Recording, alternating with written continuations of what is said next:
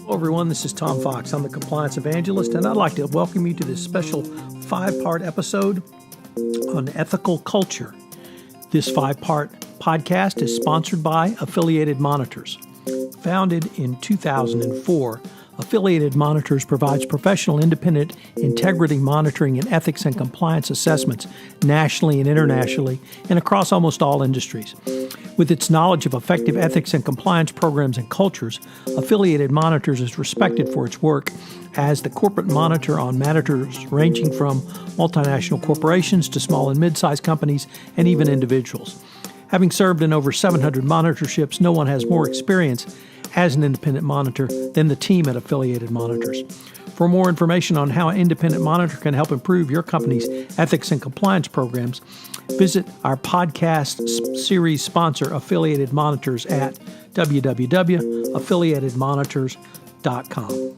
Over this 5-part podcast series, we will look at what is an ethical culture and why does it matter, what are some of the factors that influence the culture of an organization, what is the role of the Chief Compliance Officer in strengthening the ethical culture of an organization, how a company can assess its culture, and finally, reviews of ethical culture as part of an organizational ethics and compliance assessment.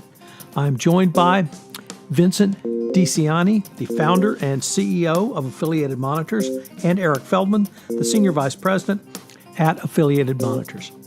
I know you will enjoy this 5-part series and you will get quite a lot out of it. This is Tom Fox. This special 5-part series on ethical culture is a special series of the Compliance Podcast Network. Hello, everyone. This is Tom Fox. I'm the Compliance Evangelist, and I'd like to welcome you back for episode 5 in my 5-part exploration of ethical cultures. Today, I have back with me Vin DiCiani from Affiliated Monitors, and we're going to conclude this 5-part exploration by taking a look at some of Affiliated Monitors' reviews of an ethical culture as a part of an organizational ethical and compliance assessment.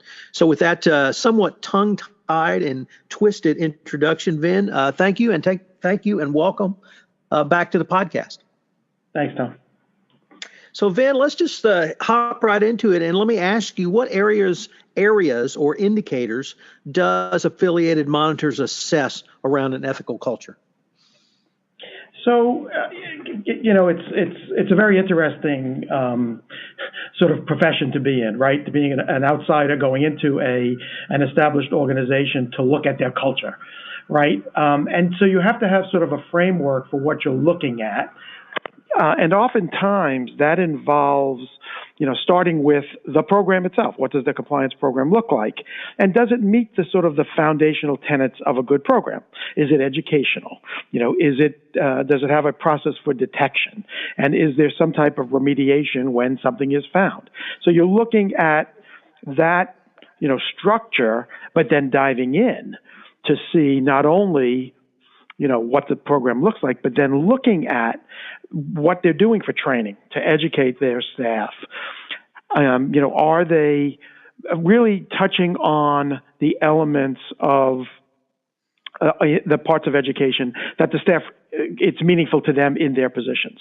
So you're looking at that by talking to the people, in the field. You received ethics training, and you are a linesman, on a project.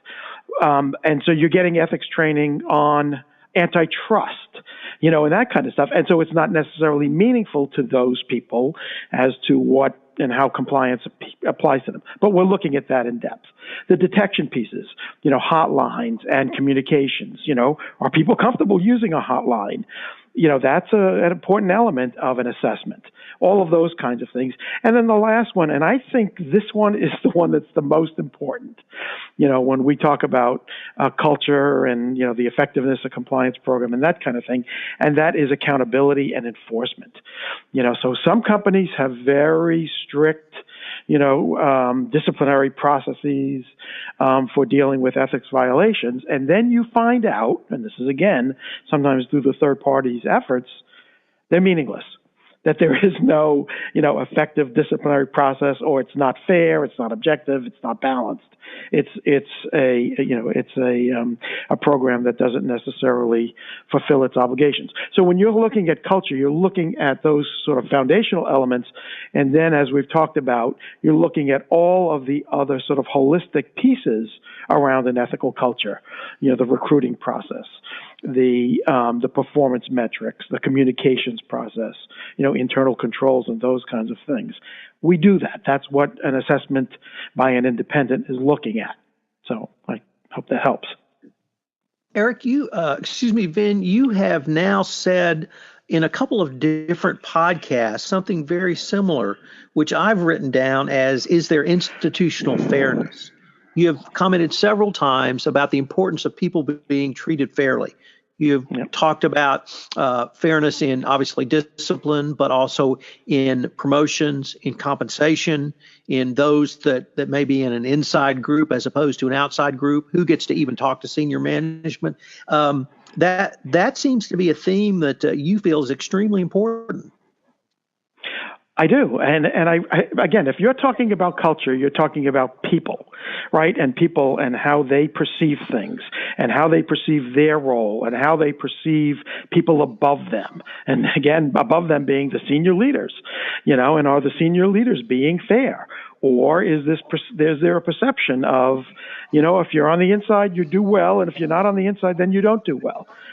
I think that's sort of a foundational element of a strong culture, and that is, how do you treat your people, and how do they see themselves within this organizational structure? So, it's a theme that, when you're talking to people in focus groups and in interviews, that's one of the things that is very important to them. This perception of fairness and objectivity and transparency. So this really comes from the vantage point of those people who work, on the line, in the geographies, outside of headquarters, and even at headquarters, if you're not necessarily in a management position. But Tom, I think it's an elemental consideration that everyone has to have, in looking at an ethical culture. Then over the past 2 or 3 months, we've heard talks from the number 2, the Deputy Attorney General at the Department of Justice, and the head of the SEC about the importance of corporate culture. But I wanted to use that as an introduction to ask you, do you see equally important the ability, or the need rather, for corporations to assess their culture so that they can, try to remediate it or fix it if needed? Yeah, I think it's absolutely. Too many times companies put in, these gold-plated ethics and compliance programs, and then they roll them into the DOJ or to the SEC and say, "Oh, look, we have this great program," and then you find out that it's just a paper program. Looking at how to make that program real and how to make it impactful. I call it, how do you get staff invested in that program?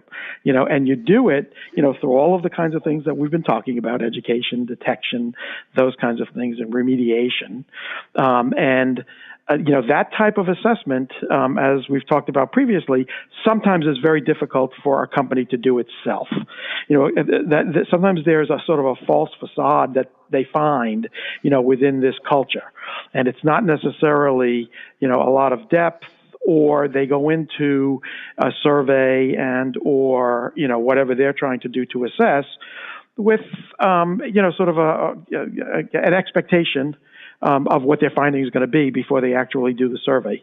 As an independent, you're getting an unvarnished and an objective review of what the company's program and culture looks like, and that's huge. But then an important element of that is bringing that up to senior leadership. Because sometimes it's an eye opener for senior leadership to hear from an independent what's really going on, within the organization. So I think I've answered your question. Yeah. So let me just use that really as a basis to ask, what kinds of recommendations does Affiliated Monitors bring to the table to help a company strengthen, fix, remediate, or even improve a ethical culture? Right. So, you've heard me talk about this, but a lot of times they're people issues, and they're not, these neon signs or these flashy policies and processes that companies will put in place, employee of the month, or, something that is very flashy, but only lasts for 10 minutes.